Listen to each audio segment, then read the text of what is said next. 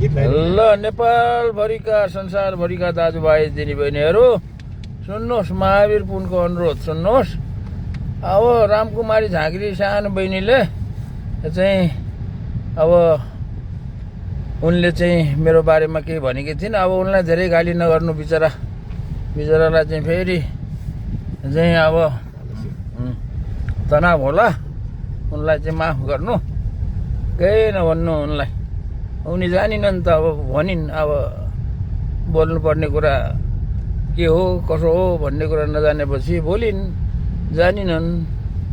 त्यसैले उनलाई चाहिँ कसैले गाली नगर्नु होला बिचरालाई। अब उनले भनेको कुरा पनि ठिकै हो क्या, म बेकुफै हो क्या। अब बेकुफ नभएको भए कहाँ यसरी चाहिँ नेपालमा चाहिँ आएर डुल्थे त नि। अब अहिलेसम्म जागिर गरेको छैन। यत्रो अमेरिका पढेको मान्छे जागिर नगर्नु मान्छे बेकुफ नगरेर के हुन्छ त? अनि केही व्यापार व्यवसाय गर्न जान्दैन यो बेकुफले। अनि चाहिँ अब खेती किसान गर्न केही जानेकै छैन, त्यही डुल्नु मात्रै जानेको छ है। गाउँ डुल्ने, गाउँलेहरूलाई सघाउँछु भन्ने, गाउँलेहरूले जे दिन्छन् खाने, जहाँ सुताउँछन् सुत्ने।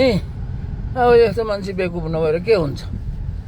अनि अर्को कुरो, त्यत्रो सरकारले गर्नुपर्ने काम, राष्ट्रिय आविष्कार केन्द्र जस्तो अनुसन्धान केन्द्र, नवप्रवर्धन केन्द्र खोल्छु भनेर उफ्रिने त्यो बेकुफ, उहाँको बेकुफ हो त्यो चाहिँ मान्छे।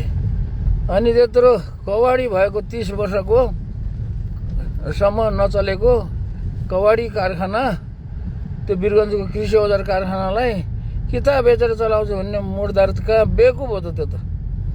त्यो जस्तो बेकुफ मान्छेलाई बेकुफ भनिन्, एकदम ठिक भनिन् है। ल हाम्रो झाँक्री बहिनीलाई कसैले केही नगर्नु है।